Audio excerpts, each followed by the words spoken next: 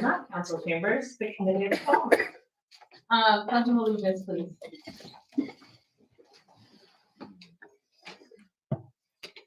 I pledge Allegiance to the flag of the United States of America, and to the republic for which it stands, one nation, under God, indivisible, with liberty and justice for all.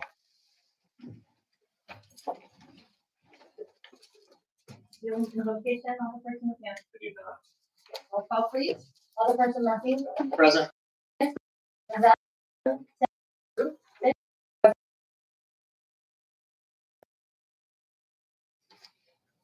All right, we do not have any electronic minutes, and I don't believe any questions on the agenda.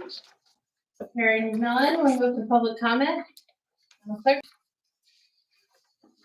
Ceasefire now. Stop arming the illegal occupier Israel. Stop enabling genocide. Free Palestine, free Palestine, free Palestine. That was an email and public comment by, can you identify? Jonathan Jones. Deputy Chief Raya, are there others? Public comment?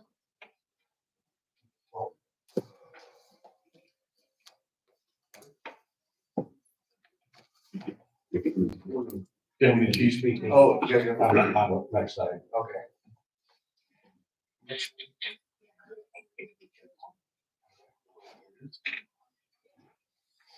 I'll keep the time on my phone. I'll put 2 minutes up. 3 Thank you. Yeah, that's fine. Good evening. My name is Andrew Freeds. I'm a member of the Quad Cities Democratic Socialists of America. We come here tonight to ask Moline City Council to pass a resolution for a permanent ceasefire in Gaza and an arms embargo on Israel. We come here because extreme amount of death has happened in Gaza. Over 44,000 people, as of writing, have died in the Gaza Strip, been killed since last year, October 7th, 2023.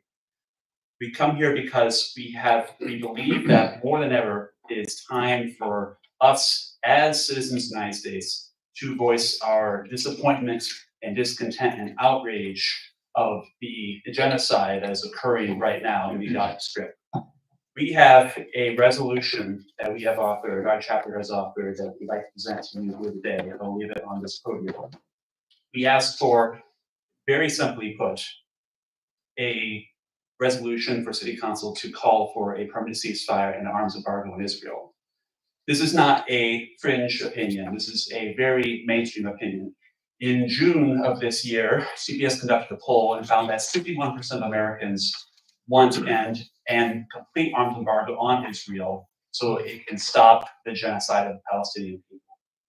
We have been canvassing, our chapter has been canvassing across Moline, talking to citizens, getting them to sign our petition to ask City Council to do the same.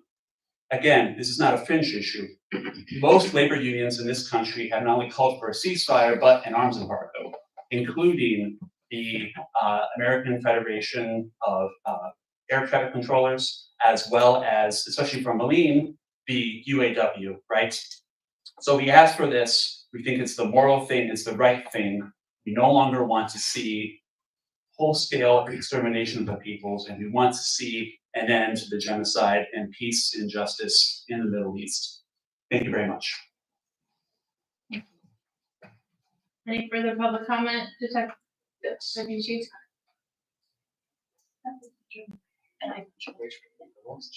Thank you. Hi, everybody. My name is Rachel, and I've lived in the Quad Cities for most of my life.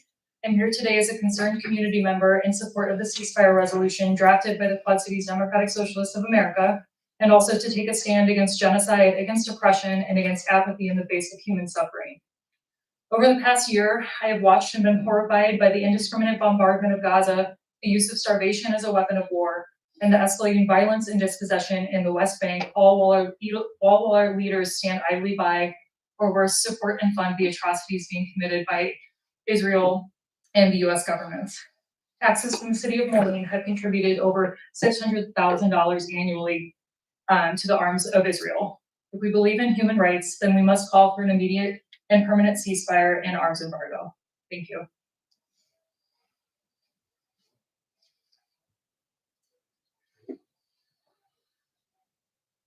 Hi everyone, my name is Ajuni and I'm also a Quad City resident.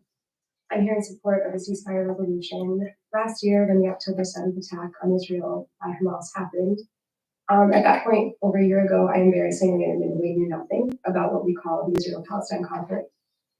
I was mortified to hear about people dying, and then day by day, I was mortified by the growing wreckage consuming Gaza. Back then, I would post about how many hundreds of people had been killed in retaliation. Today, that number is estimated to be somewhere between 45,000 and 186,000 people when considering secondary deaths. At least 902 entire family lines in Gaza have been entirely wiped out, with no single family member remaining from that line. And while the numbers kept climbing this past year, I gave myself, with help from my comrades, an education on what's happening. It was easy to see, as someone coming in with a relatively blank slate, that the stories we have been told and are currently being told by our government are not true. As Andrew said, which is an understanding that is now a majority in this population. We are currently complicit in the genocide of civilians, and my heart cannot break anymore without doing everything we can as the nation arming Israel to stop it. As I've lived here in the Quad Cities, I'm originally from Chicago. I've also gotten to know the incredible people and workers in this area and also hear about their struggles. As a whole, Americans are struggling financially. Over 70% are living paycheck to paycheck, 29% of which are not even able to cover their monthly expenses and go further into debt. The money we send, these hardworking people here send in our cities, people who have to sell precious items and crowdfund for the medical bills, that money that's earned by them should be put back into their own community.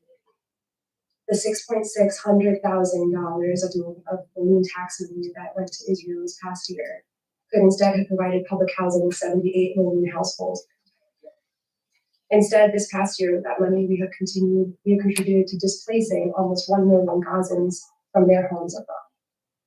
I urge you to explore your curiosity as to why a group of your residents are showing up here today to ask you to stand in solidarity on this issue with not just us, but also Iowa City, Urbana, and Chicago locally, and other communities all across our nation who have already passed ceasefire resolutions.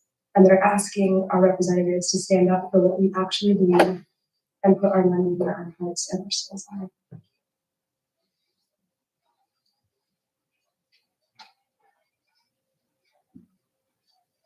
Hello everyone, thank you for having me. My name is Ahmed. I'm Muslim, I'm Palestinian. I lived in the West Bank and I'm American. I know firsthand what happens on a daily basis to Palestinians.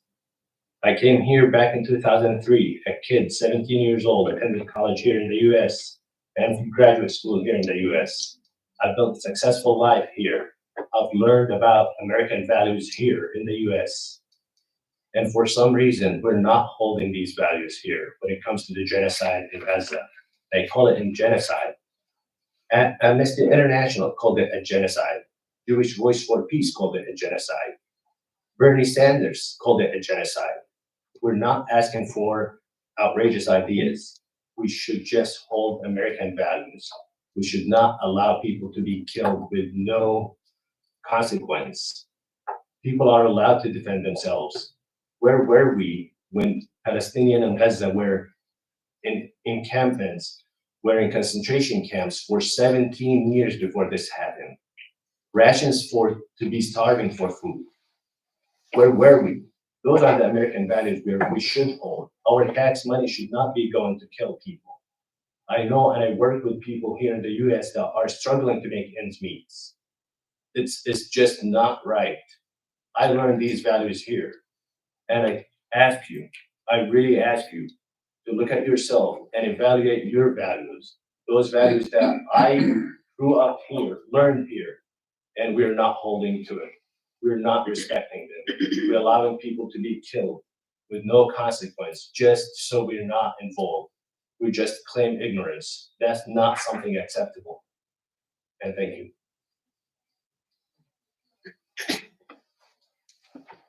Any further public comments?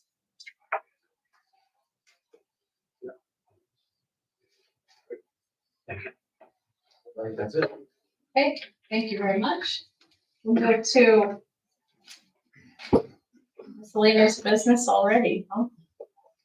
Oh, no, that is not in the proper place, so we can defer that to the end. Defer that to the end, as we normally do after 9.3. That's the consent of council. Do we need a motion on that? Making a motion to move our miscellaneous business to the end of the meeting as it normally is. Second. Okay, I need a motion. I make the motion to move miscellaneous business until after item 9. All right, thank you. All in favor? Aye. Any opposed? Right, that moves to the end. Or to after. So we'll start with 9.1, discussion regarding chapter 8, demolition of principal structure 50 years or older. Mr. Mathias. Yeah, so thank you. And this is an ordinance change that's been talked about for a while. As you can see in the explanation that I submitted with the agenda, this has been talked about since 2019. I'm not going to go over all these instances, but it's been at the council a couple times. And historic preservation has been talking about this and dealing with staff for a long time about it. So what is it that that the Historic Preservation Commission and staff here have brought to you? So number one, this would be a change to chapter 8 of our code, which is the building section. And this would, in general, allow for demolition permits to be reviewed and possibly delayed for up to 90 days if you look at the total, but it's 30 days with a possible extension of 60 more days. The point of that would be to research, to find out more about the historic significance of a building, to be able to get into that building, to do documentation of the building, right? To get in there to pull artifacts from the building. A lot of times we have historic architectural pieces in those buildings. And then another point of it also is really I think this is an off chance, but there could be a possibility that somebody may want to landmark a building after they've gone through that process too. I think that's probably much less of a chance of that, but certainly would allow for documentation, research, and things like that to happen. I don't want to speak for the Historic Preservation Commission. I know there's the chairman, Dick Potter's here tonight. I know Barb Sandberg's here, who's been on the council and been part of historic preservation for decades now. So I'll let them speak for themselves on why they think this is a good thing and what will come out of it. But I know from my standpoint, I do have concerns about buildings, losing that historic architecture that we have in our city. We do have a very old housing stock and old commercial stock as well. I will point out too that there are many communities in Illinois that already have something on the books like this. So everybody does it a little differently. For example, Peoria has a 30-day delay on every demolition. So they post it on our website, they delay it for 30 days, and they move forward from there. Urbana has one set up. Urbana, Illinois has one set up that's really kind of based on certain districts that they already have in town, and then it also calls out the residential districts for review. Bloomington has an ordinance. Some of the Chicago suburbs have some very strict ones. Some very strict, and I'm trying to think of the name of the one of the suburbs that we looked at.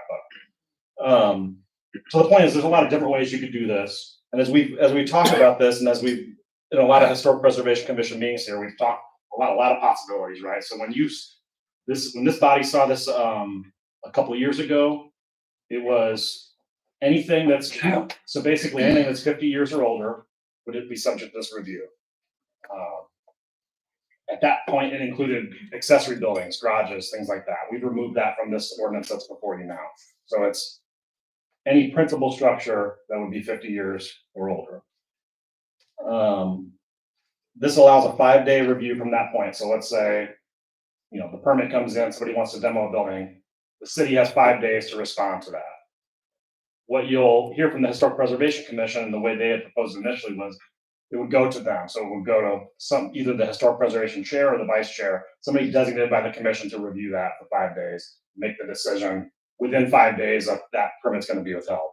What staff's bringing before you today for you to look over would be having staff be the one who reviews that.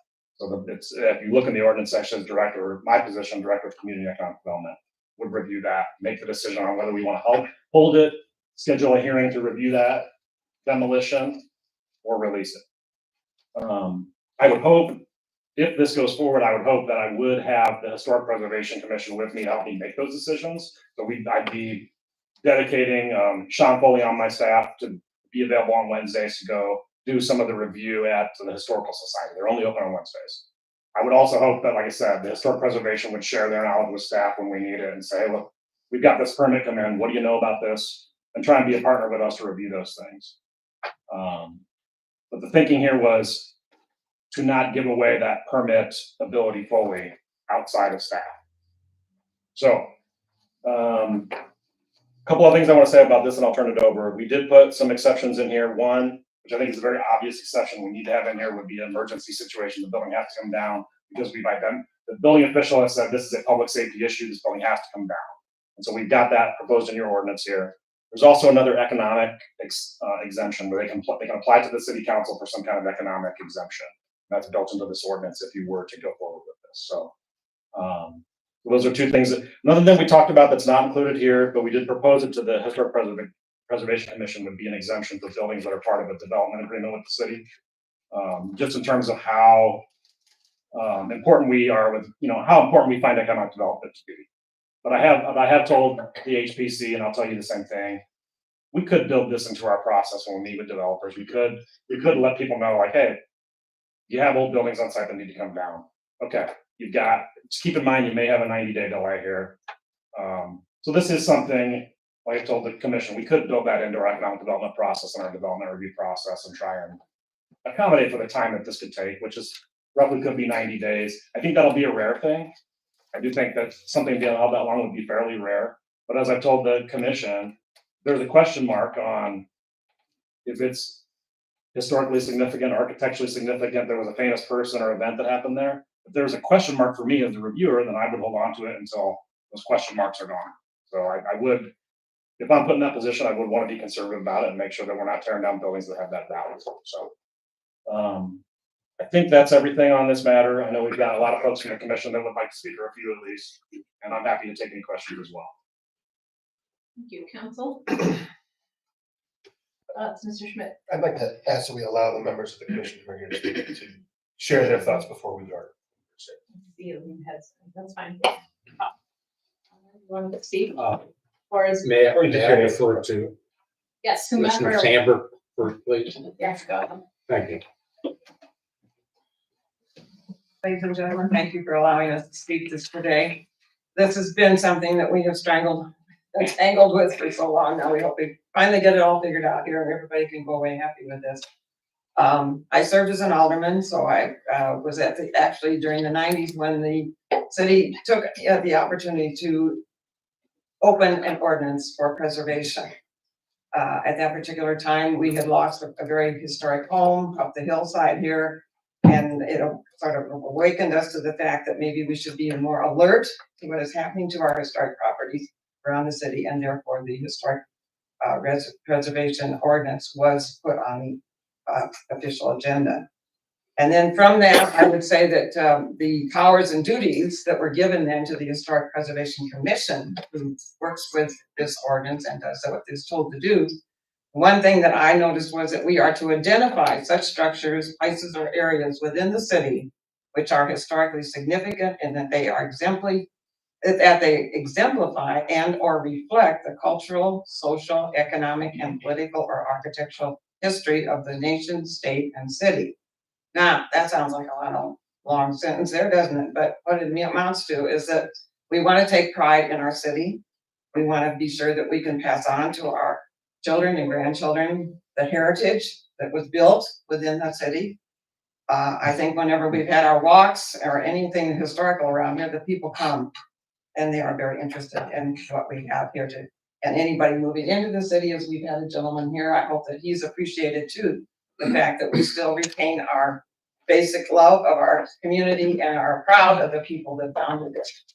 So in the ordinance that you are looking at now, it places the burden of doing review on any demolition on the staff. And I appreciate that they're willing to take on this chore, but you mentioned that the historic preservation, the historic library is only open on Wednesdays. It's Wednesday, Thursday, Friday, Saturday, actually. So we do have a broader scope there. But we are used to doing this type of research. This is what we do. I mean, I've been on the commission for 25 years. You mentioned that I've been around for a while. I have. None to say, but I'm very proud of all the things that we've managed to achieve. And as far, I did the research for your downtown, the National Register. Research is not an easy thing to do, but if you know how to do it, it can become very, you know where to go. You know where to find the answers. And I do hope that if you decide not to give us the full chore of taking care of this, that you will somewhere in that ordinance place the commission as a referral, because I do feel that we can very much help you in making the right decision. And we are here to help you make the right decisions. And as Dick will tell you too, we're not here to stop a demolition. We're merely wanting to see what is there that is salvageable. I do not like to see good things going into the landfills. Habitat Now for Humanity has been very good at going into some of these older buildings and rescuing materials that can be restored in other places. And this is our goal. If we can be ahead of the game enough that we have time so that we're not delaying a project, that we can get in there and make sure that we can preserve what can be preserved, record what needs to be recorded, and then let the project go forward. Thank you. Thank you. Councilor Richard? Mr. Potter. Mr. Potter, oh, you're gonna follow. I thought you deferred completely. Yeah. No. We're partners. As Barb said, we've been dealing with this for years. And what last came out of the commission that we approved was not what was before. As Barb was alluded to, it gave that power, and we said also gave that power to the commission itself. We are an advisory commission. That is what our task is. That's what we would appreciate you taking the time to review this and consider our concerns. We were unanimous when this was brought back to us that we were not in favor of this ordinance as written now.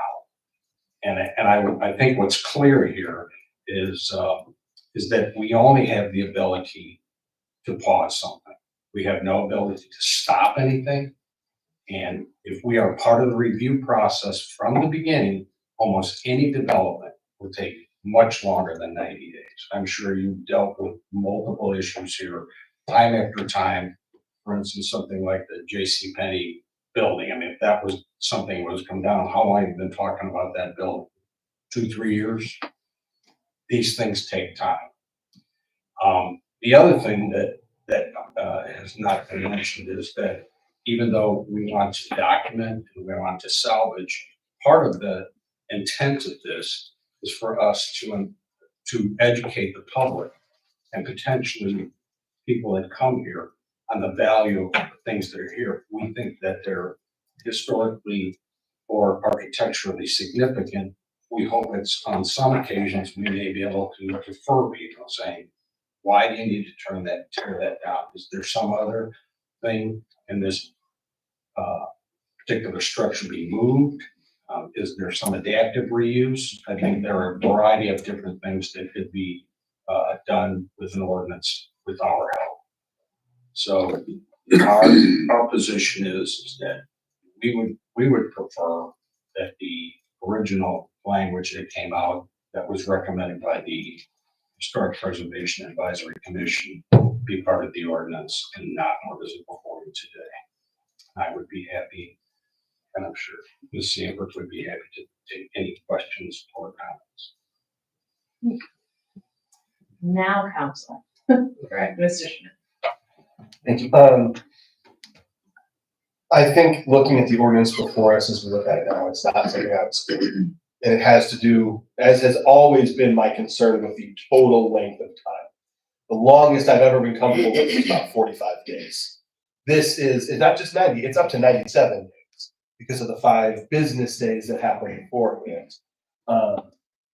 And I just, as we look at this, as Mr. Potter pointed out, it is a time in which we may document or get materials out if we're allowed to do that, or it is a time in which you could convince someone to look for an alternative for that property.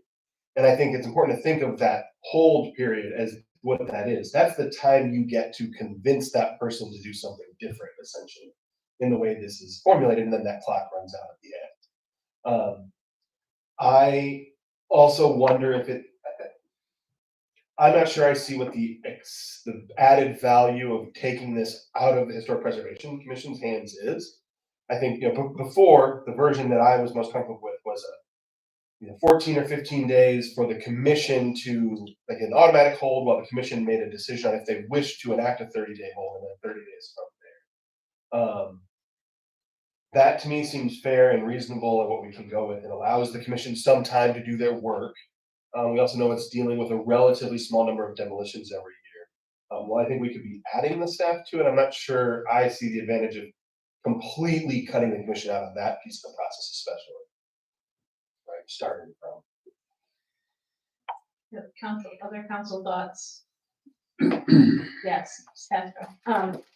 I mostly agree with Mr. Schmidt. I feel like the Historic Preservation Committee, that's not their job, but that's what their expertise is in, and that's what they're used to doing. They have a lot of experience with that. So I agree that they should be, if not entirely in charge, but involved in that that initial review, whether it's the 5 or the 10 or 14 days, I'm not really for sure, but I think that taking that completely out of their hands would not be very helpful. I think that they need to be involved in some manner. Not for sure what that time is, if we can agree on what the time frame is, but I don't want to completely take it out of their hands. I'm in agreement with the two aldermen here that I don't want to see it taken out of their hands. I want to see some kind of co-working relationship. And as far as the days, I mean, 90 days, 100 days, I mean, it still seems kind of short, because it seems like most things don't move that quickly here. At least we haven't I seen. think we need, I don't want to interrupt. Well, I guess you did. Oh, go ahead. No, I don't. That's it. I don't. So I think we need to remember that development of a big structure like JCPenney is way different than homes. The homes may move faster. And this 90-day period just really would not work for a lot of what would need to happen. That I don't want us to get confused on the size of development that we're talking about. I look at this as we have an extremely difficult time with many aspects of redevelopment for a variety of reasons, and I don't want it to be harder to do. I also want to maybe have her thoughts as well. I appreciate the recognition that HPC is an advisory commission whose members change over time and do not always come with the same experience that there is right now. And to bake in something that takes the bulk of the decision-making power out of staff hands that are trained in these aspects of development, to me, would be a mistake. So I just offer those thoughts as something to ponder here as we're not jumbling sizes and missions of different groups. Yes, Ms. Castro. Is there a possibility of not necessarily even co-working or working together, but having even if we do have the director of CED do that initial review, having him allow the commission to review that? Or, I mean, I agree with the fact that, that members change, but I'm thinking that when we appoint people to those commissions, we're kind of looking at their experience and their background. Yeah, and this is a town of 43,000, right, where it's to find the people of the time and the expertise is not an easy. But I mean, I just even if there is some kind of co-working or involvement of some kind. And I guess one thing I want to say to that is, like, even if I'm the one making the decision, I need it to be co-working, right? So I need Barb's expertise. If there's ever a question on the history of building or history of something, Barb's always the first person I would call. So, like, I need something set up where I can still work with the Historic Preservation Commission to say, look, what do you know about this building? What access do you have to this? So if we didn't have, I'll just say this, if we didn't have that as staff, I would recommend not doing the ordinance at all, because I need their expertise and their knowledge working with us. Well, to me, I think it's just- Ms. Sandberg asked about putting, or, that we codify referring to them. And are you comfortable putting that co-working mentality or verbiage into the ordinance? Yes, I mean, 100%, but it's just a matter of how, I'm just trying to think to myself how that functions, right? So it's like, if you're doing the 5 business days, is it, you can certainly put in there that we're gonna work with the Historic Preservation Commission within that 5 days, but we can't really hold, we can't schedule a public meeting in that amount of time. But we can have communication, meet with them and every other thing. Well, I think that's fine. I also wonder if, as we talk about days, if we do a 90-day extension or whatever that time period is, that requires council approval. So it's gonna have to be an extreme situation that something like that could happen, which I think would happen once every decade or so. Your I thoughts? think that's kind of built in though, isn't it? I mean, people who own property, you remember the ordinance is not about the city, it's not about historic preservation. I mean, it is, but it's private property, right? Okay. So when we write this ordinance, we're impacting private property owners. We're not impacting Barb or, Mr. Parker or anybody else. We're impacting the private owner of the property who's trying to either convey that or redevelop it. So you gotta be mindful that an ordinance is local law, right? So you're gonna bind property owners with properties 50 years old and older. The reason why they're advisory is the same reason why historic preservation is advisory. And the Human Rights Commission, they're advisory bodies. They're not in the chain of command. There's no way of controlling what happens there. They're free to say what they want, do what they want, and go in a direction they want. And I've worked with historic preservation commissions in other cities, and in some places they're loved, in other places they're loathed. Here it's quiet. It's been quiet. 4 years has been very quiet, right? Unlike other places, I think. So, but they are part of the development and review process in many cities too. And I've said since before your predecessor, right, that we need to have that built into the development review process. Historic preservation was a part of the process I submitted to your predecessor. Still waiting for that project to get legs, come off the ground, so developers know what all the steps are to get from point A to point Z. In the process. So there's no issue that there's a role to play, but I think ultimate approval authority needs to rest with the staff.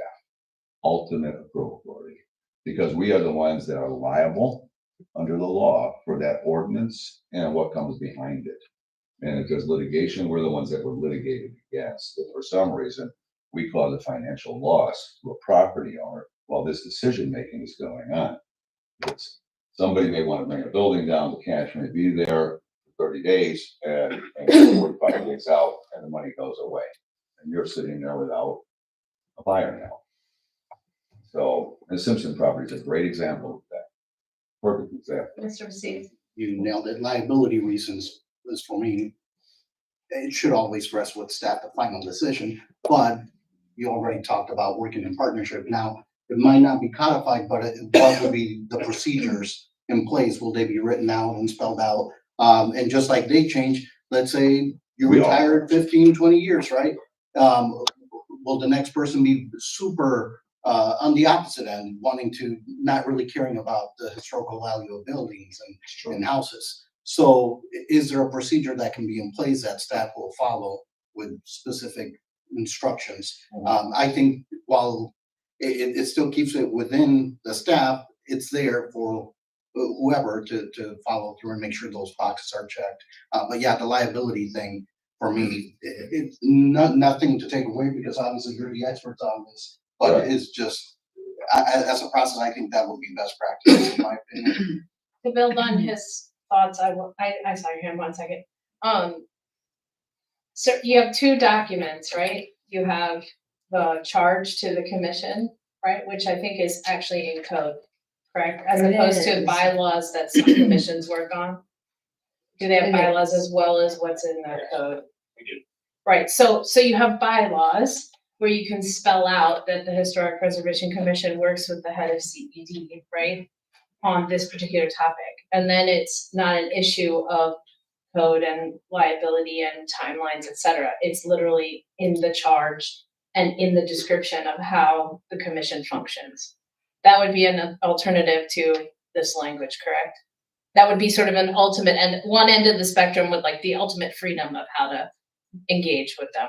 Yeah, I mean, honestly, I think it'd be pretty similar to this language, other than you're really just tweaking that that decision-making process, right? Of how many days is in, what's the procedure within that one step. But most of this other ordinance would probably stay the same. I mean, if I was bringing it to you. Okay, Mr. Biden.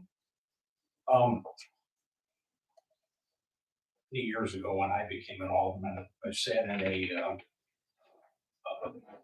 meeting of a large group of elected officials, and a professor at Augustana, a political science professor, asked us all, I said, what do you think your function is?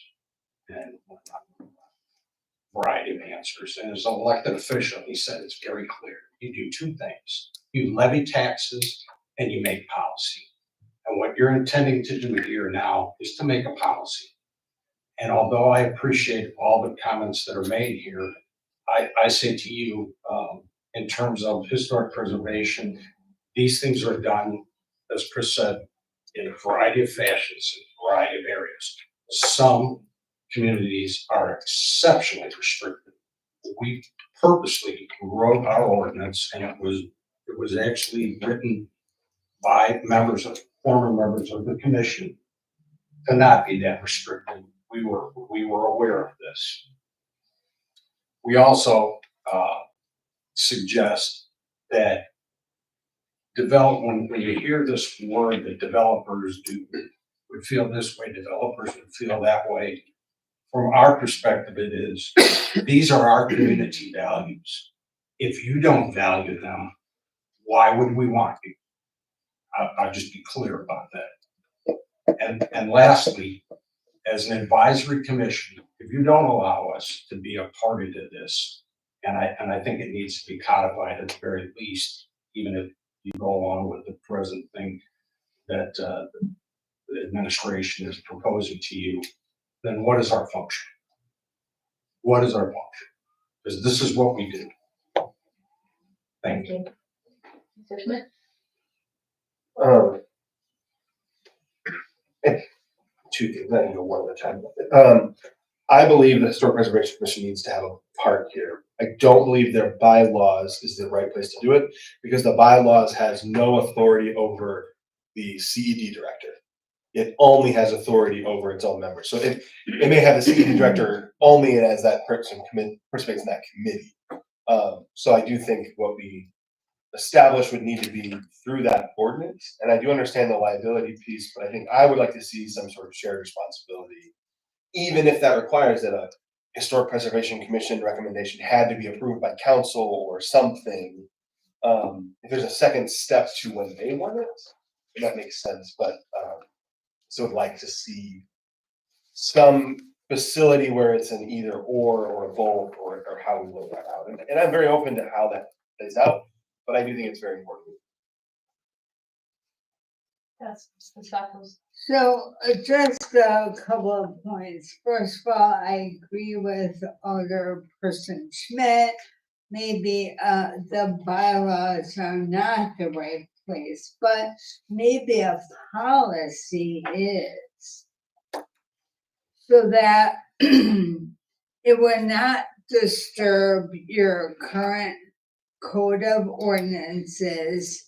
The ordinance that establishes the commission does not give the authority to HPC that they are seeking. So that would disturb the framework in which the individuals who established this believe that was appropriate. Now, on the other hand, I think that there is a place of agreement somewhere in the middle, which a policy could address. It would still maintain the authority of the council of the city, but create a document which would articulate the need to work collaboratively, which could not be changed by change of staff. So where does that policy live? That would live in your policies, your. In our manual and policies. Right, certainly, approved by you as a council, and By then would, resolution as opposed to ordinance. yes. Just like we have anti-bullying policy, we have HR Correct. policies, all that. Right, so that would be my suggestion. Thank you. Is there any thought on that from the council? Any other thoughts? I'm going a different direction. Someone had. Okay. Right, minute. I think that that beginning end of the process is an important part of it. We're going to do that, I think. But I think the bigger issue, in a lot of ways, is the actual time period. I am very skeptical of allowing such a lengthy time period as proposed or as seen. I am curious, knowing that, and please feel free to correct me, I'm asking if I'm understanding this wrong, that the time period of the whole becomes a period in which we can convince that owner to allow us to pursue one of these options. If they agree to it, then they may delay themselves if they're trying to sell it or do any of those things. And I don't see how us going from 30 or up to 40 or 50 or depending how it is with whatever that beginning process has to be. And jumping all the way to 90, I'm not seeing how that's benefiting us in the long run in that making that sort of delay. If someone is saying no at day 30, I don't understand what we think we're going to do that's going to make them say yes at day 90. Yeah, the only thing I would add to that is that I think it's going to more likely be documentation and other things and salvage and things like that happen. It's kind of a Hail Mary, in my opinion, that you would get somebody to just preserve their building when they wanted to tear it down or landmark it or whatever. But the point is that that's one of the things you're trying to do in that time period. Further thoughts from the council? I'm not sure we've given completely clear input for the staff to bring anything back. I mean, I will say just this from staff. I definitely need historic preservation as partners on this. So I just want, if we don't have them as partners with whatever it is we're doing, there's not in my opinion, we don't have the staff to do it on our own, where they're not at least there to help us with, hey, we got this permit in, can you help us with some research or. So I Their have thoughts. written down that it's the days of involvement and the procedure for involvement that are the two things that are kind of holding us up. I'm happy to hear your comment, but I wonder if we couldn't proceed with, we have this version of an ordinance update. Could we see a version of a policy so that people can really weigh what feels like the right mechanism when it's all down on paper instead of a thought that's hanging out there? Is that something you'd be comfortable with? Yeah. Okay, I'm seeing thumbs up from the council for that idea. I'm seeing one thumbs down. Okay, Mr. Tinian? I was just thinking too, these ordinances have worked in other cities. They're a part of the development process in a lot of cities, including the Preservation Commission. I'm in support of something, and as I always have been. I think we're just kind of quibbling over the number of days and now the mechanism, whether it's a policy or an ordinance. I will say we have a lot of policies that we all kind of forget about as council and staff turns over. And so that's problematic. I don't know how often we audit the binder and go, oh my gosh, we have this. So for that, I could see a benefit of keeping it as an ordinance update, just to codify it, knowing that future councils can remove it if they so choose. So I like that simplicity. I think coming forward, whether it's a policy or an ordinance, that's when we get to argue about days. And but I definitely do want the HPC involved in some capacity with this decision making. That's another one of the bullet points. I have one question and a comment. Is there a member of the CED staffs that attends or that is part of the commission? Is it you? Sean Foley and Jennifer go to every meeting and then I go to some of them. Okay, that was just my question. And then, I think that would like to see what a policy would look like, but I just have a question, like if we did have it in an ordinance, it would have to be very specific. It couldn't be very vague, like specific as far as what that, I mean, just having them say, the CED in, cooperation with the Historic Preservation Committee is not enough because it's not, I think if we add it in there, it has to be very, very specific on what we do. But I do agree that maybe that 30 days, or that extension going all the way to 90 is a long time and would like to see that shortened up a little bit. Thanks. Yeah. Does anybody have an idea in their mind what is it not? 89. Is it appropriate to cast, Sorry. point of order, is it appropriate to cast directional motions that would be about guiding the staff as they're returning things on this council item agenda? No, it would not. You can suggest that. You're we're actually in a round table where I'm just keeping track of the bulleted points of most agreement. That's what I'm doing. You can always That's what I'm amend things as it comes to a council meeting in the future.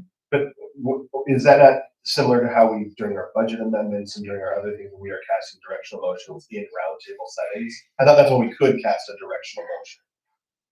As to saying, asking, what I would make a motion for would be to ask staff to, in the new versions, to not exceed 50 days total for the process.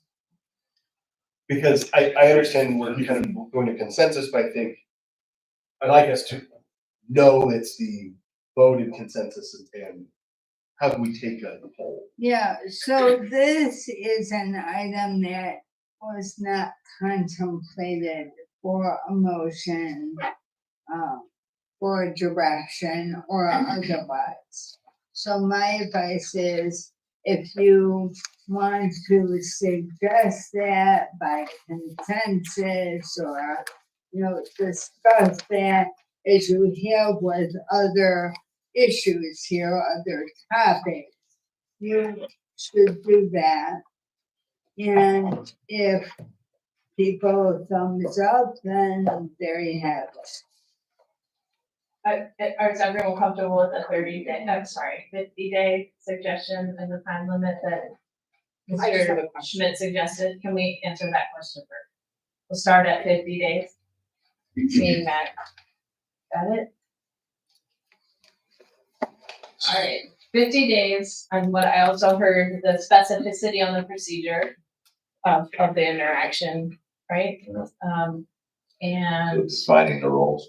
yeah, and yes, it's more work, but seeing it as a policy, even though I'm hearing more people, it sounds like to me like the ordinance is the route that more people are interested in, but it's for reference sake that people can see that. Yes, Mr. Schmidt. Oh, sorry, Ms. Finch had a question.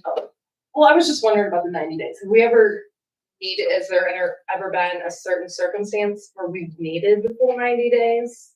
Well, this isn't really something that we've done before, right? I mean, like this is not, we don't currently delay the permits at all right now, so it's tough to, I think 90 days should be enough time to do this, if that's what you're asking. I don't see this ever going longer than 90 days to meet for this. Because you're talking about that, the initial 5, then 30, then a 60-day hold.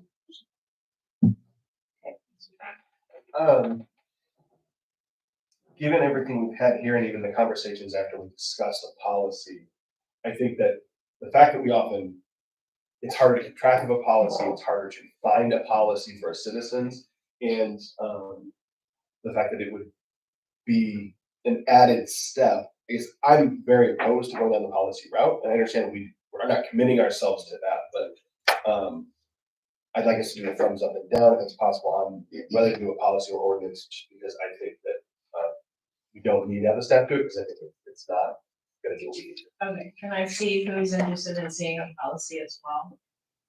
Something. And who is not, that was 3.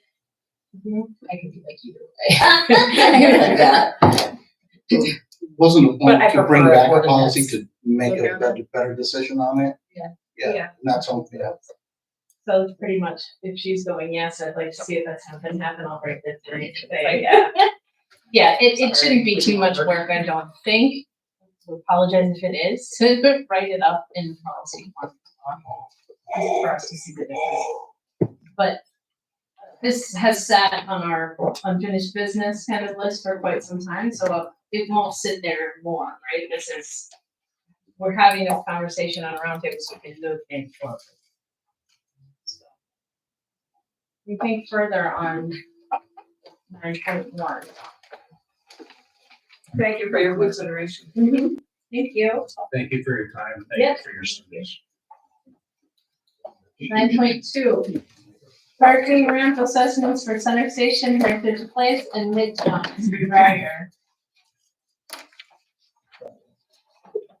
Now, I was leaving.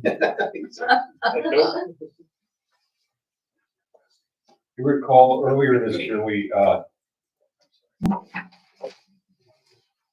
secured the services of Shive Battery to review the city and street parking ramps, to review their structural assessment, to identify any issues, maintenance issues that needed to be addressed, longevity, and to give us an idea of what we should be expending annually to maintain the ramps in a usable configuration.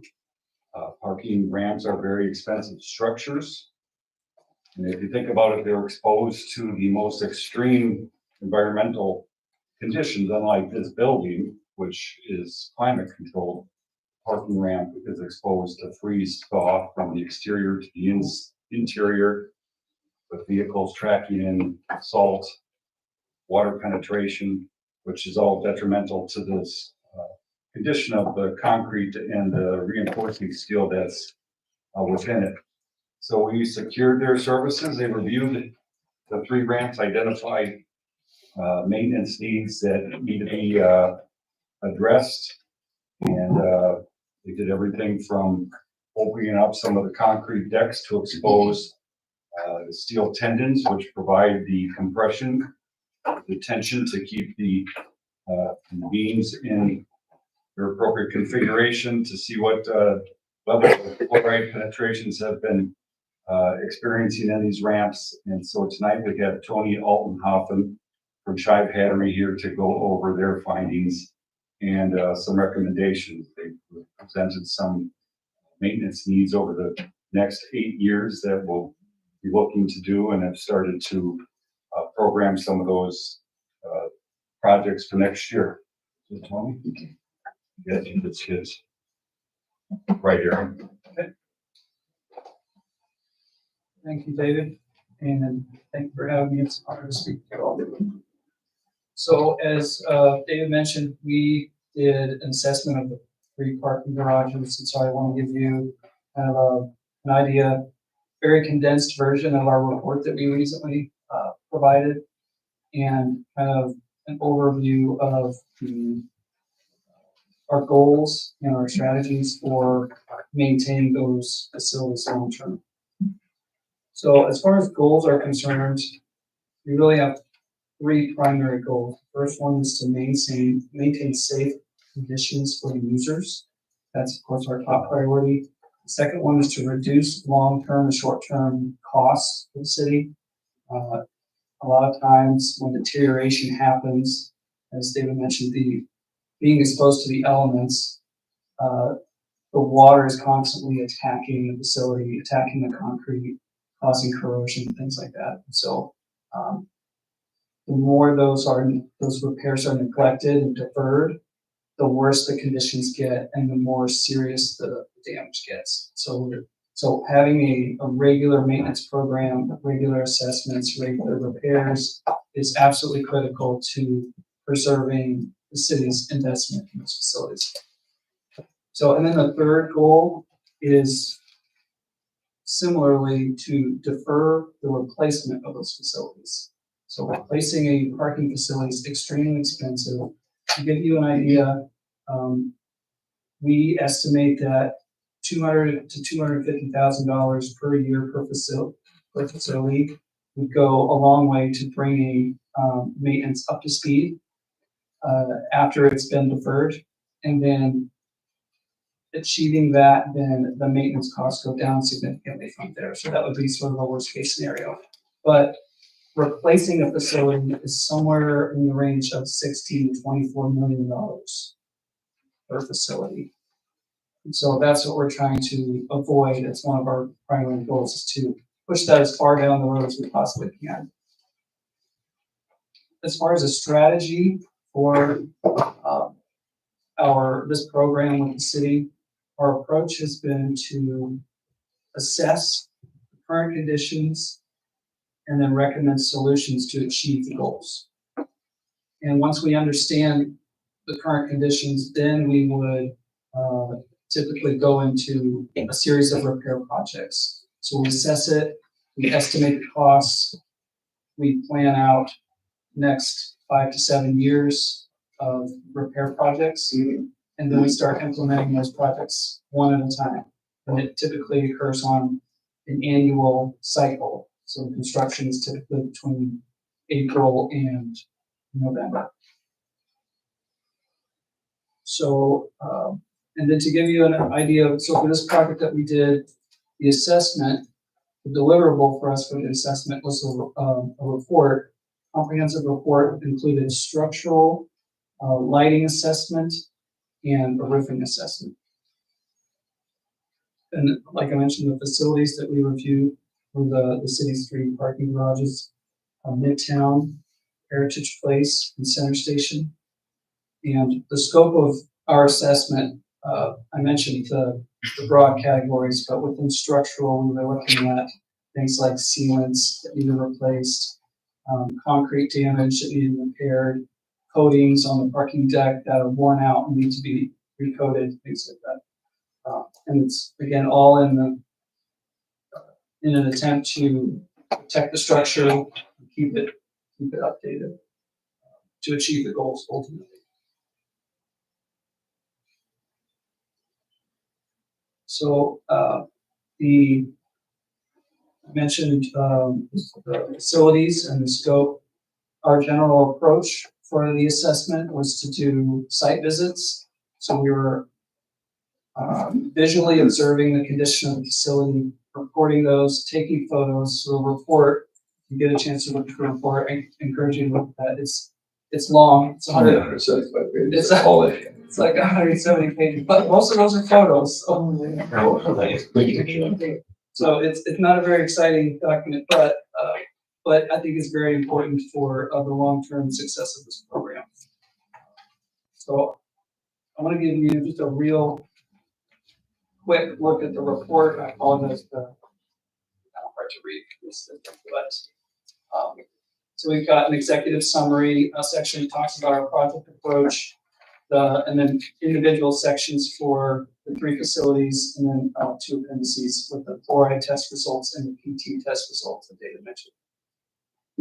So I'm just going to breeze through the executive summary and try to squint at it.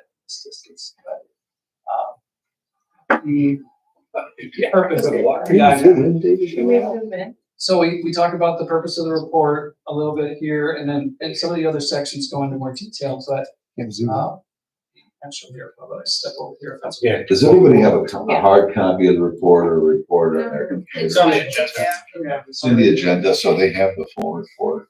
Okay, do you mind if I stand over here? It's probably better to point to those people. That would be great, thank you. So we talk about under purpose here that we're looking at the structural elements, the lighting and the roofing, and then we go into the summary for Center Station parking ramp. And in general, the facility is in fair structural condition considering its age.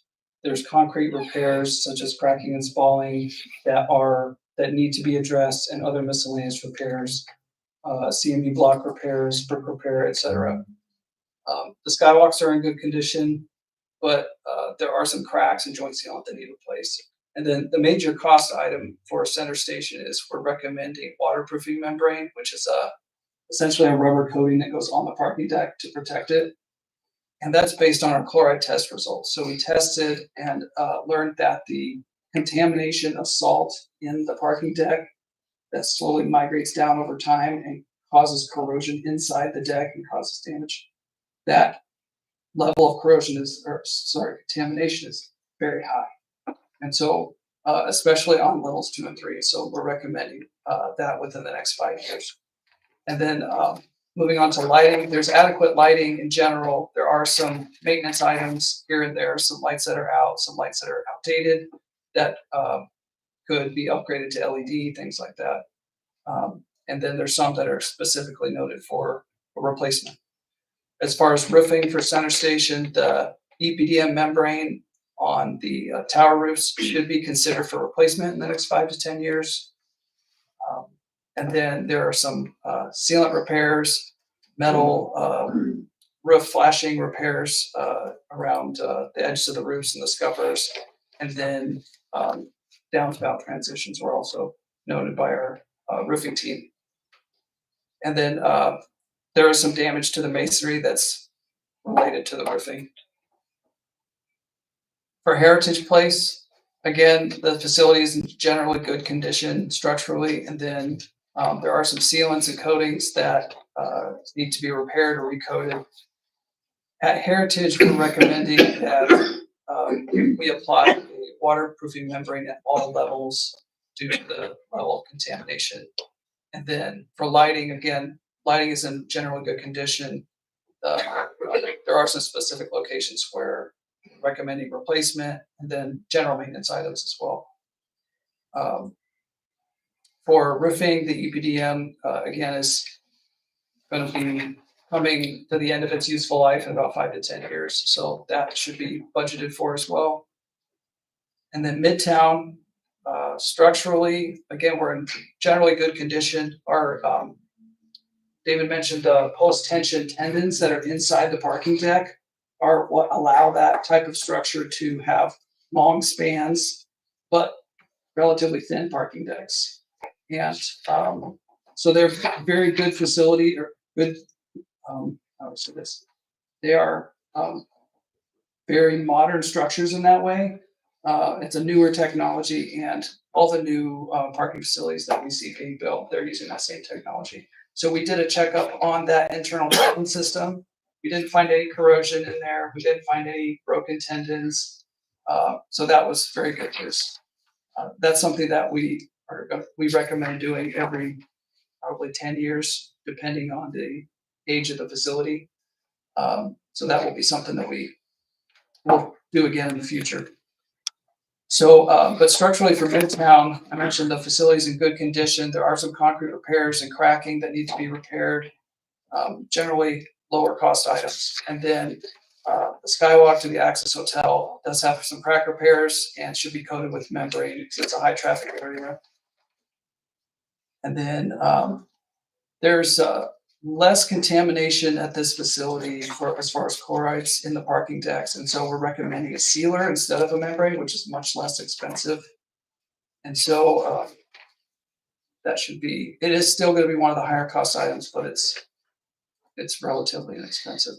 Then there's the lighting, again, is in relatively good condition. There are some recommendations from our electrical engineer to upgrade to LED in some places, and then replacing certain lights and doing general maintenance as well.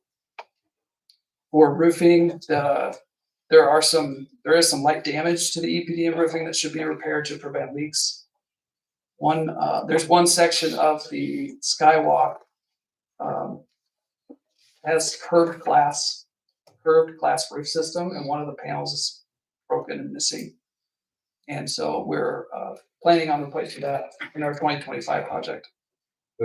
That's gonna be replaced. They just trying to get the glass company to get in here and get it done. Yeah, Denver's bells on it. So in the report, this is one of our cost opinions that breaks down all of the individual costs, and then we record the quantities and determine the unit costs and do all the math, and it shows your totals for each discipline, so structural or roofing, and then the total for that facility and the total for that year. And in the report, we break everything down 2 different ways. in the executive summary, it's broken down by year like this. And then in each report section, you can see the totals for each facility. And so we're applying contingencies and mobilization costs and contractor markup and escalation to determine the anticipated bid amount. And then we break all these work items up, hopefully evenly across the different years to balance out the size of each project. And then are working with David to determine what our budget limits are so that we can plan the next repair project and then go through the process of bidding and we stay involved during construction so that we can ensure that the client is getting good quality results and the repairs are being done properly. So Tony, as we look, before you get off of finances, because money is always of great interest, right? You're looking at about anywhere from 5 to 6 million over the next 7 years that needs to be expended to bring these buildings, these garages back into a condition that they'll be sustainable for the long term. Is that a fair statement? Yes and no. I would say if you did all of those repairs in the next 8 years, I think we broke it up into 8 years in the end. You'd be doing amazing. That would be excellent. That's about as good as About $1 you million can a year. Yeah. For the next 7 years, 8 years. And whether that's realistic or not, based on budget limits, But that if is it what gets it is. pushed down the road, the main thing is that you're doing maintenance Right. on a regular basis and you're As opposed to doing nothing. as opposed to just kind of ignoring it. And we've seen what happens when facilities get ignored and it gets really ugly. And eventually you have to close the facility 15, 20 years earlier than you would have if you had done maintenance. Which is historically true with across the country when it comes to their building. Yes. Yes. The materials for these repairs do you have any idea if they're subject to proposed tariffs that will jack the price up for us? We have actually recently heard that epoxies are expected to be hit with tariffs. Yeah, that's gonna raise costs for some of these items. Only a couple of the things that we typically recommend have epoxy involved, so it won't have a major impact on what we're recommending. Okay. But Thank you. we have been warned by some distributors about that. Other questions? Yes, Ms. Finch and then Ms. Becker. What is the lifespan on the waterproofing membrane? So typically, they come with a standard 5-year warranty for the material itself, and usually with the contractor, you get like a 1-year warranty as far as workmanship. But the depending on the level of the traffic volume that it sees, really determines how long it's going to last before it needs to be recoated. So anytime you put down a membrane and you drive on it over and over, the layers will wear down, and you will eventually wear down to bare concrete. The goal is to keep the top layers intact, keep adding on new layers so that the base layer stays intact long term, because it's what does the actual waterproofing. So it's a waterproofing layer with wear layers on top of it. So in a high traffic ramp, you probably can get 5 to 7 years before it needs to be recoated. And lower traffic, if it's a facility that's mainly people who park in the morning and leave in the afternoon, because that's where they work, then that probably more like 10 to 12 years where you would really need to recoat it. That's right. A similar question, just in general, if we do all of the recommended maintenance, how long are we extending the lifespan of the ramps themselves? It's a great question. I tore down a 58-year-old parking lot. So that's about how long you can, and I think it was significantly older, not built to these new standards and techniques, and wasn't benefited by all the membranes and things, but I think you'd easily get 50+ years out of a ramp if you maintain it. Yeah, I think that was the design life for a long time, they were expected to last around 50 years. Once you get into the 50, 60 years, you don't have millions of dollars sitting around, then they often get pushed farther than that. And then eventually it's like, okay, the repairs are getting so expensive that it's not really feasible anymore. or we're having to shut down portions of it because they're in such bad condition. And so, but I would say that if you build a new parking ramp now, you're probably approaching more like 75-year expected lifespan. If you did no maintenance, you could potentially cut 20 years or more off of that. So it does have a major impact.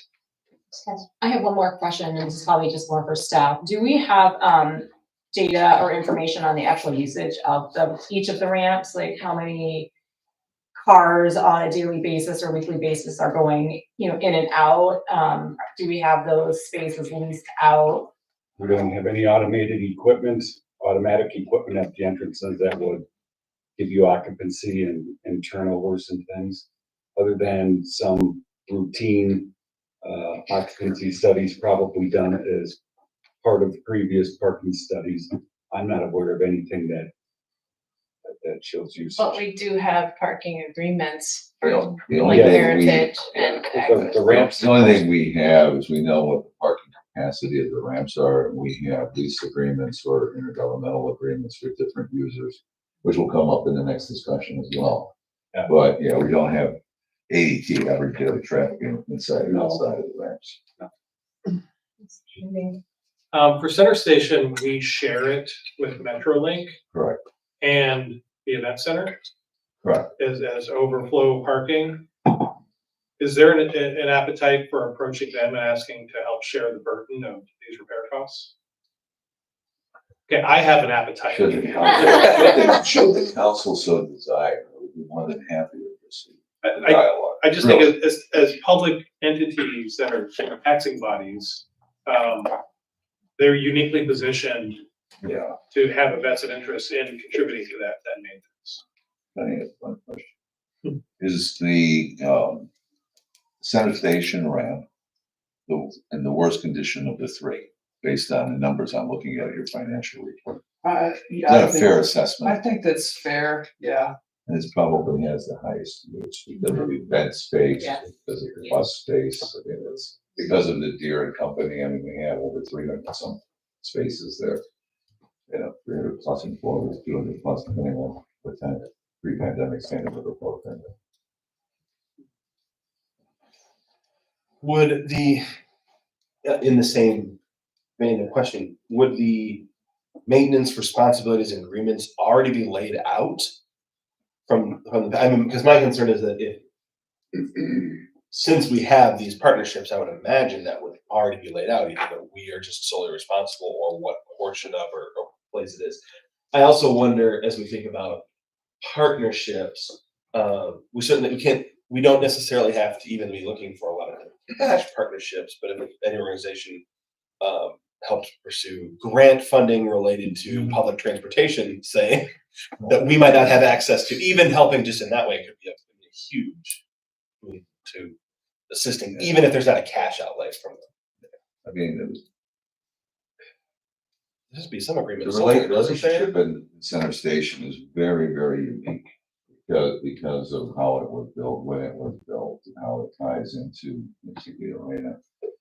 And the whole first floor, with the exception of the small corner in the southwest, is pretty much all utilized by the folks at Metro.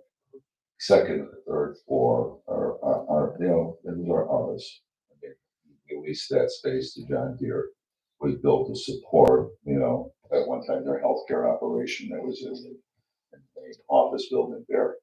And then Skybridge going across to the point that it literally ties into the arena, that belongs to us as well. Skybridge that is on the opposite side, on the south side, belongs to our good friends at Metro. They built that on our property and it goes up and across. So there's a very unique relationship. And then we have agreements, of course, with Deere and Company. We have agreements with the arena, and it's pretty thick. Well, It's certainly you it's guys complex, but can- we'll work in. You can go back and check for the maintenance language I will. and what the definition of that is. If it's snow removal on on the upper level, that's very different than you're responsible for the longevity of this space with us. Hey, I mean, again, this is Moline, we're not in downtown Chicago, we're not charging $40 an hour for parking, anything like that. And there's a reason why they probably charge those levels, because most of those lots are either public or private. We don't charge the kind of dollars on the leases and the agreements that were put in place over the last 30 years to support the financing of any, at this level, of any of the repairs that need to be done. And you can't drive the cost of the parking up that high, or you have the room full of people, complaining, and partnerships will be strained. So the question then becomes is, where is the balance? That's one next topic we're going to talk about. Long-term management. Do you have anything further? Yes, so the 2025 project we're working on, we've provided a proposal for that. That's most of what you see on the screen here is what we're including for 2025, with a somewhat reduced budget. And so I think we're, with the assessment completed, 2025 project on the way, I think these are all very good steps in the right direction to a maintenance program that provides excellent long-term results, maintains these facilities as much as we can so that they last as long as they can. So I think that's very good. So our recommendation to the city is to implement a capital improvement plan for the purpose of funding the parking ramp maintenance projects. Thank you very much. Yep, thank you. Anything further questions, Mr. Macias? Something left field. Was there ever any discussions of possibly doing anything with solar, similar to like the Kone parking? They have solar panels up there. No, it was just basically a ramp assessment. Okay, all right. Is that something that should be talked about? We've talked about that internally, at least in our department, we've talked about that. Which is different than this, but. Well, I mean, it's a revenue generator, and it's the cost to pay to put it on, and the question is, typically they last 40 years, and then how much time life is left in the garage, and you have to know there's at least 40 years of life left in the structure, I would think, before you want to spend that kind of money on top of the roof. I mean, there's a cost benefit there. I mean, I'm serious about that. Even on your own personal home, you got a 25-year-old roof, you're not going to put solar on it without replacing your roof first. Right? So.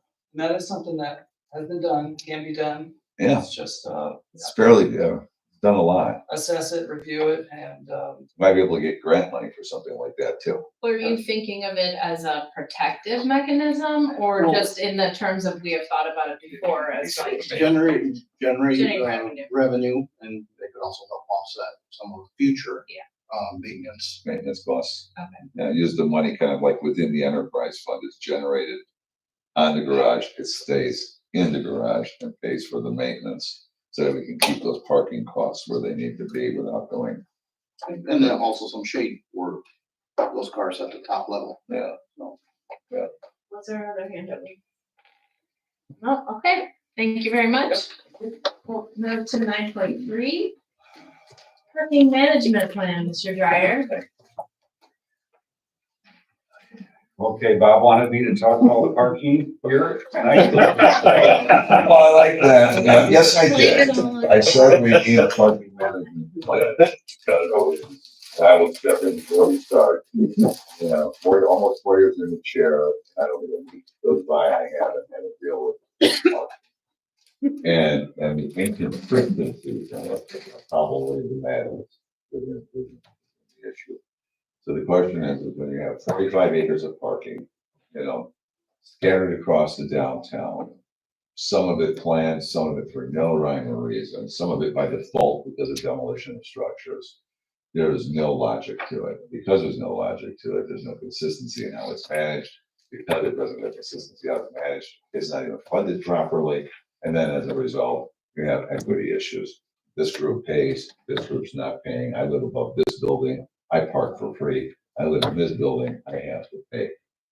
We need a solution that's comprehensive, and I placed that burden on Mr. Dryer to come up with a program, hiring a consultant based on what you're gonna see now, to actually put in place some kind of a plan that this administration and future administrations and councils can follow, so that we are fair, equitable, and cost effective in how we do business. Some of the lots, as Mr. Silverman pointed out to me one day, we were sitting there having lunch, he looked it up, because there's no logic to any of this.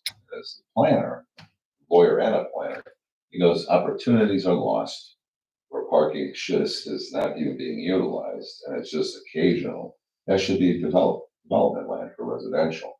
In places where parking direly needs to be there, sometimes it's not there sufficiently enough. So we need to rebalance parking situation downtown for the future. So with that, David. So I basically went through and just kind of got a quick inventory for you. You got about approximately 21 down on Off Street. Parking spaces within that shaded yellow area within the downtown area and under the Moline operation and management. As Bob said, there's a lot of lots that are just the results of demolition, and what are they going to do with it in the interim? They're going to let people park on it or these are 3 parking ramp locations. The average age is about 27 years old, so they're not very old. They're still young. Total number of spaces is approximately 1,061. Center Station is the first one here at the corner of River Drive in 12. It was built in 1996, approximately. It's 28 years old, 321 spaces, and as Bob said, it's leased out to John Deere Corp. And Metrolink is underneath it. I think it's one of our higher turnover ramps, which brings in the salt and slop from vehicles, which starts to eat into the concrete there. And it also has a good square footage of roofs, which is expensive to maintain. Whenever you try to do these architectural type parking facilities, they come with a cost. Heritage Place is your oldest ramp. It's 34 years old. It's the corner of 16th and 4th Avenue. It's leased to Samco. And I know as a fact that if I even look at that ramp crosswise, I get a phone call from a company in Florida saying, what are you doing in the ramp there? So they're very particular about it. They have 306 spaces. Midtowne is your youngest ramp, 434 spaces. It's the largest. It's 19 years old, built in 04. It's in pretty good shape. There's about 215 leased spaces in the upper levels. The lower level is public parking. You have the Access Hotel and 105 spaces. U.S. Postal Service 76, and then a couple attorney firms, Bozeman at 27 and Churchill at 7 spaces. This is the work that we had expended on Midtowne ramp just this year. We did some expansion joint repair. If you think about it, a parking ramp is 2 large structures 4 inches apart from each other, and the expansion joint is what bridges the gap that allows that concrete and steel to move and to expand with the temperature. Again, as we said, that parking ramps are in your most extreme environmental conditions. Well, we did the entrance islands and additional conduit for $124,000, the parking control equipment for $87,000. The Shive Hattery report was $93 for the 3, or $31,000 per ramp, approximately. Then some wayfinding signing that we did with QC Custom Signs for the hotel as a condition. It's one of the requirements of their agreement, for a total of $332,000 this year in Midtowne. So here's a photo of what the access signs look like. The photo in the middle there with the concrete on the ground is what was the result of a failed expansion joint overhead that had dropped down onto the parking spaces below, which was repaired this year. And then you've got your entrance islands, which weren't there initially and had to be constructed and all that equipment installed. And we're still waiting on some equipment from the hotel to turn the system on. So this is the 2025 work that we're working to do with Shive Hattery, with their engineering experience and the crack repairs and things. expansion joint replacements and some new membranes and things. This was the first ramp that they identified in tackling and trying to prevent water from creating any more damage in the structural body of the ramp. $301,485 there for that. And this is just a map of our surface parking that I got off the city's website. There's 19 lots, total of about 1,290 spaces. A little yellow box is the number of spaces that I could get off of finances spreadsheets, or I actually counted them off a Google aerial photo because I couldn't find that number anywhere. And just some work that we've done on the surface parking, the city hall parking reconstruction cost $451,000 with that new concrete and landscaping and stormwater and electrical charging station. And then we also looked at what it would cost to resurface lots Y, B, and A, and that's estimated at $150,000. Those are less costly because I'm classifying them as maintenance, no matter what Chris says. These are current parking rates from finance that I got off the website, so it's anywhere from $10 to $40, depending on where you are and things. And then this is straight out of, numbers are straight out of the Shai-Hadley report, basically showing the costs that they've identified per year. And the largest ramp is Center Station with its roofs and some needs for some expansion joints and deck membrane to reduce that chloride penetration. So that's just a pie chart of that same previous table that my share of the funds is for Center Station. So that is my little presentation. Thank you very much. Thank you. Appreciate that. So you can see there's a lot of parking. You know, David pointed out 3 different lots on the around City Hall. You know, right across the street. 90% of the time, there's nobody there. Why the parking lot? You know, the purposes of service. I mean, is it something that we should be spending money on to resurface? Is it land that should be built upon residential? Just today, poured down in McManus Park.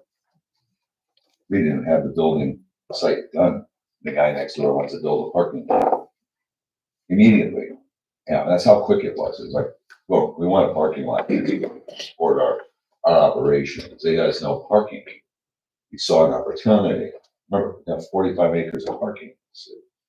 It's very difficult to manage that which there's no plan for. And that's why I'm recommending that we do bring somebody in who's an expert in parking management. Come up with programs. How do we manage our on-street parking on Fifth Avenue and all of the cross streets downtown? We have businesses that complain about parking or lack of parking. You know, it's typically residents that are living above the businesses that are parking for free on Fifth Avenue, or they're parking in the parking lot for free. And then we've got those who are in the LeClaire Hotel who, you know, are paying to park in our parking lot that we own once a depot once stood. I think at the end is that 18th? I think it's 18th as an intersection with 4th Avenue. So there's a multitude of issues that are almost not manageable. I guess that's what I was going to say. It's not very manageable. And there was a time, you know, when we started, the first parking lease we worked on back in 2021 was the post office. We finished that in 22. They're asking to go back and revisit it now. They want to revisit the parking lease. And I've tried to reach out to the company in DC that now represents the U.S. Post Office. It's no longer the government accounting office. And we're going to find out why. What's the issue? Maybe they feel they're overpaying. Maybe they want more space. We'll find out. But it's not going to stop. We had one of the biggest, most difficult parts of the whole issue with Samco, with the Heritage, was the parking lot and the lease. And some of you were here then and will remember that. You know, and that's why anytime he walks in there or anybody with a city truck goes in there, they're on the phone. They wanna know what's going on, right? They're protecting their interests out there. That building was pretty empty in 21. That building is predominantly full today because of all of the things that they're doing. So it's a successful office operation in our downtown. Filled with a lot of government offices actually, and lawyers for the most part. So, you know, each one of these garages comes with different obligations, requirements. We've got the collector center parking. I mean, if you look at that, I mean, there is just a multitude of users and agreements as to who gets what. None of it is really truly demarcated, and there's no rules enforcing who parks where. And then how do you monitor that? So as we look to the future, and you've got 10 people living up above your retail establishment at Fifth Avenue, just like Oak Park, you live there. You do live there. People live above the retail, but they also pay $30 a month to park their car, right? And there's a sticker for that. Sticker. Wish it was that cheap. So which street you're on, maybe which lot, but they have a parking management program there. And it is an outgrowth of necessity because of commuters. That's what drove them to say enough's enough. And residents said there'll be no parking on our residential street, right? Because this is not going to happen. Park your car there all day and then walk to the elm. So that's kind of the same situation down here where people are just parking randomly wherever they want. Some people complain. Kirk Marsky's not here tonight. Here he is. He's Right there. Yeah, Kirk's here. I didn't see you behind Margaret. Sorry, Kirk. You should sit up taller so I can see. You have to be like Trier. You tall guys kind of just get down. But he's dealing with these folks all the time now as a downtown program manager.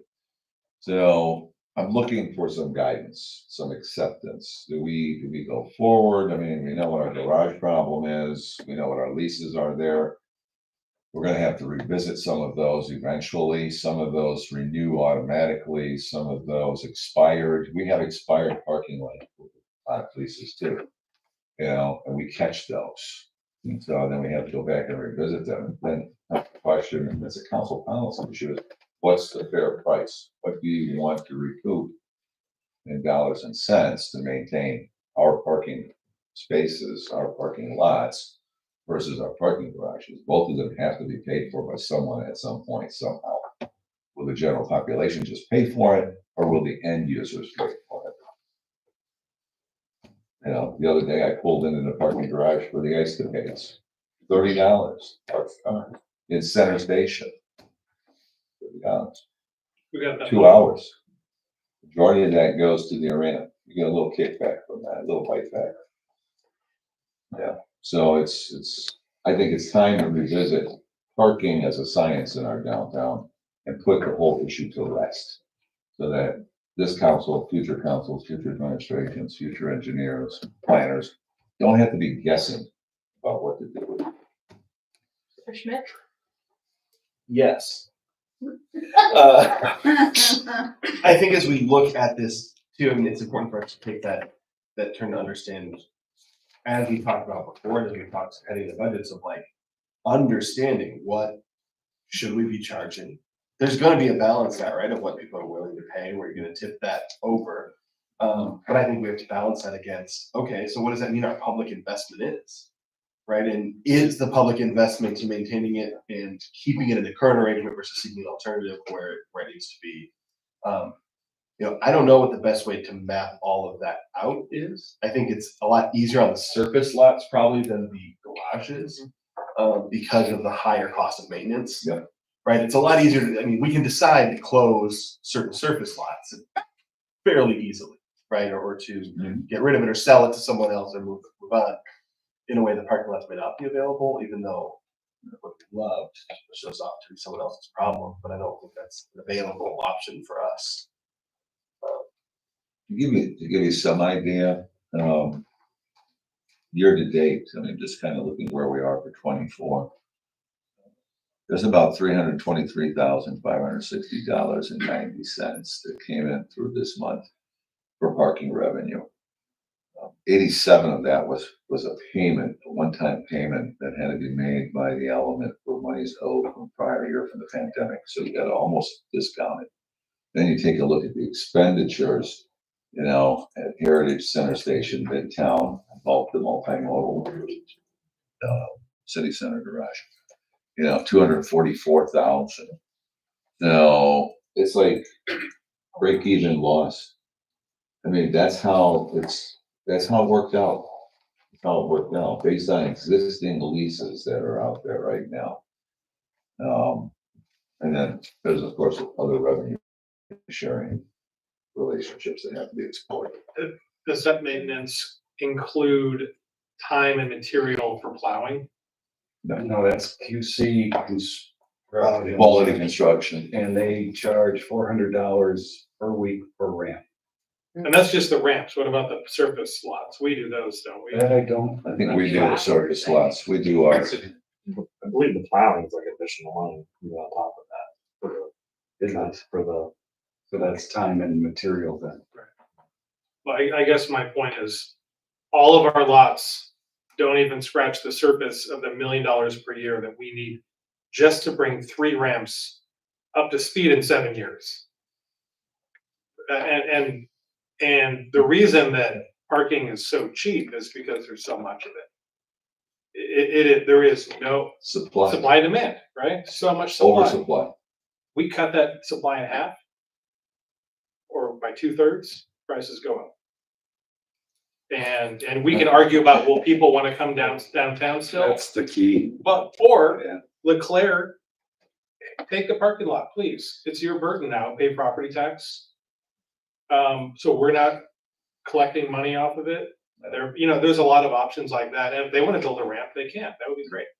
They at one time expressed an interest when I hit them for the increase because they had a C1, it was expired, they had a C1, and they said it's $35,000. And they were like, oh, that's $16,000. I said, yes, it is. They said, well, what does it cost to buy it? I mean, the minute you start charging more for parking, they want to buy the lot. It's no different than the element. Right.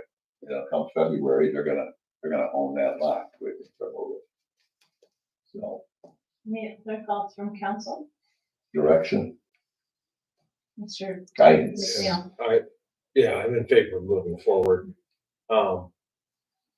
When I first think of parking plan and looking at what we're charging and making it equitable, but also interested in eliminating some parking and looking at what would be the best development opportunities or green space to kind of right size parking at downtown Moline because there's too much. There is. The other side of it too, and I think you see it during major events, is that parking is first come, first served.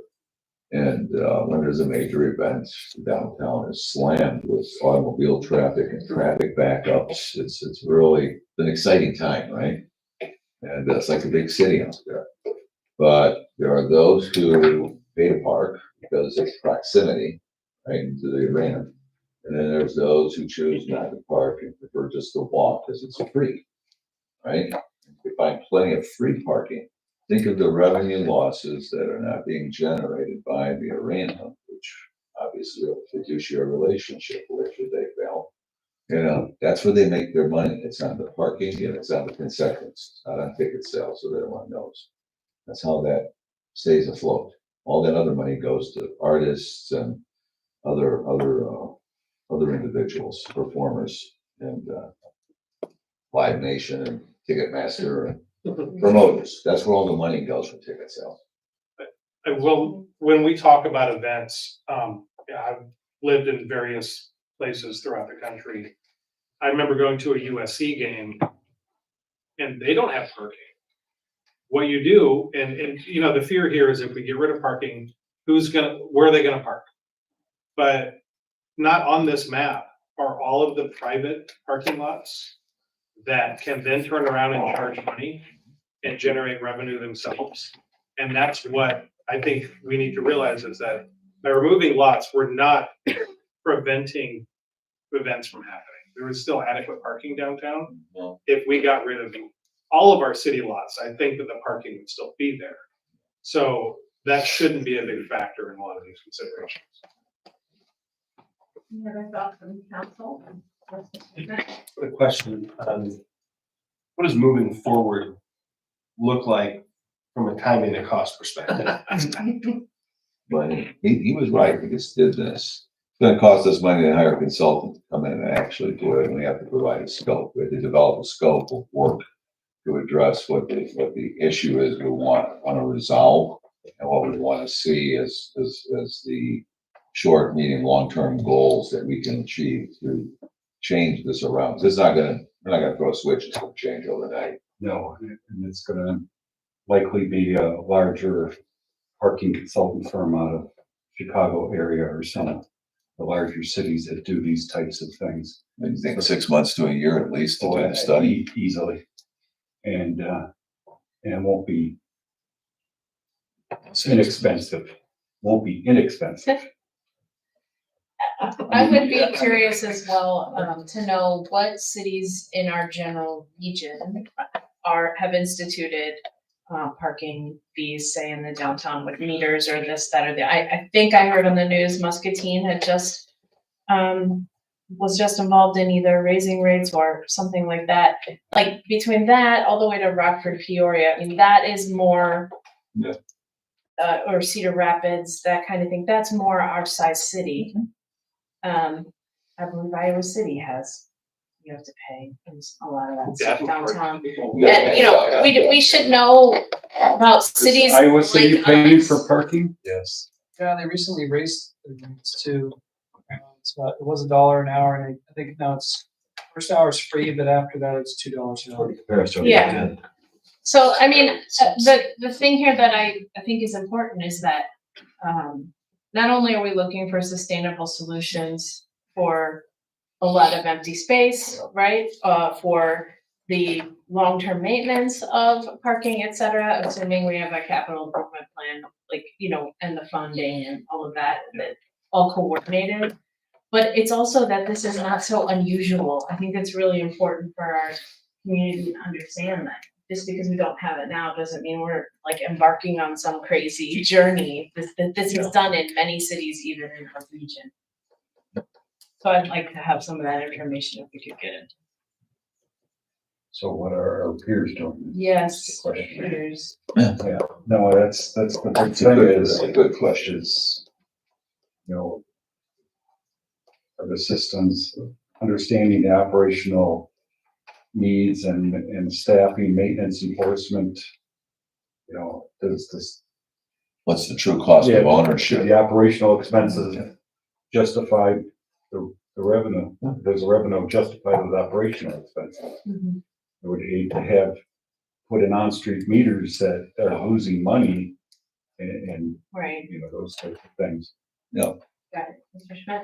Yeah, I would also think while we go down this path, two pieces. One is I think there's gonna have to be an engagement with some sort of public sessions too. Once we have some real numbers behind it, being like, look, this is what it's costing us, this is what we're trying to accomplish, and to have people speaking up. I mean, this is an effort, right, to make sure our tax burden is not running out of control. And I think people have to understand that trade-off, and that's gonna be an important part of this conversation, because that is truthfully what it is. If we don't do this, we will have to raise taxes to pay for this garage maintenance, parking maintenance. True. And is that what we want to do? And I think I'd rather find some ways to cut back on our needs.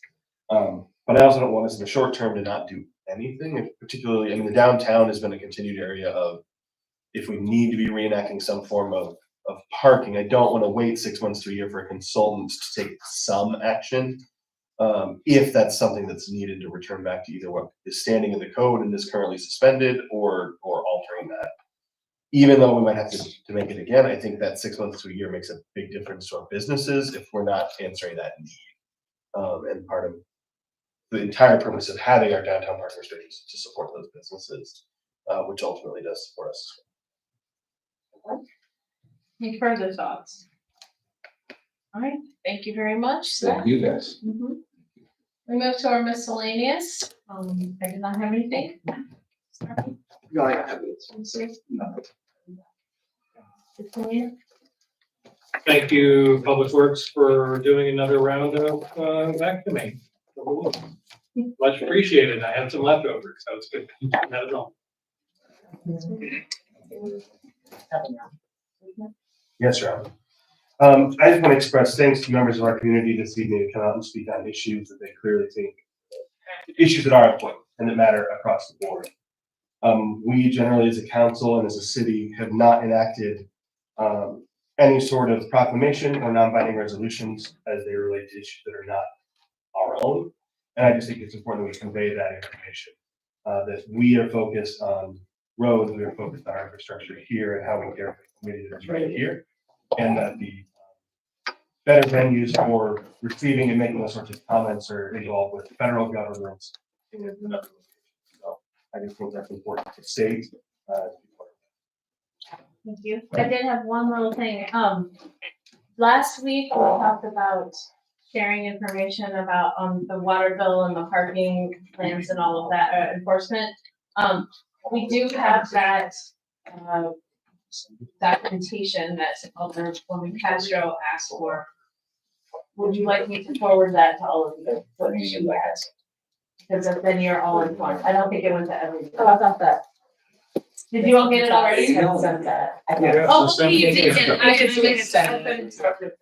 There was another item that, Mr. Schmidt, if you wouldn't mind, the email I referred to earlier about plowing in the alleys, we were both, a resident asked us about this, in relation to the repeal of the snow angel program. And do you mind sharing with the council how you responded? Because I thought it was really concise and thorough, and they should have that. Yeah, I think the question was from the resident, what are we doing about alleys in terms of snow and removal? I think historically the department was not doing a lot of alley clearing. Something that we're looking at, and I think supported by the council and mayor, is that we will focus on alleys as well. If there's a larger snowfall, if there's dusting, probably not, but it's certainly something that we're going to look into after we get through the main routes, the hill, residential areas, and then probably into the alleys as well. Is that gonna be concrete? Because we've been paying to do ours for the last 15 years.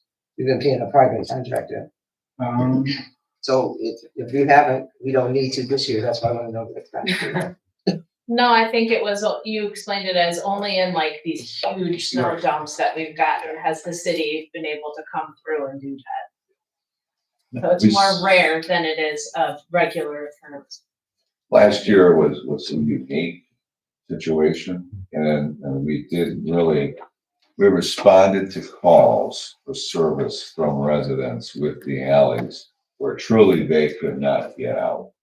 I mean, we made an effort to go in later to clean all the alleys, but when people really couldn't get out, we could get out and actually help them. And that was literally, those calls came in for like 2-3 weeks. It was a long haul to get those alleys cleaned out. You gotta find somewhere to dump it. You can't push it from one garage to the other garage. It's gotta clear the whole lane and then come out on the other end. I just wanted to thank Denver too for your prompt response, and I thought it was great as well. But I was also worried about in plowing alleys, like the risk and liability. It's just a narrow corridor, right? And so we use the smaller trucks for the okay for the alley. Gotcha. Okay. Did you have anything? I did have a question, and I can email Denver later. Okay. More specific, I think, so. Are there anything from staff? feel like we should thank Denver for something. But can't think of anything right now. So. Then I need a motion to adjourn.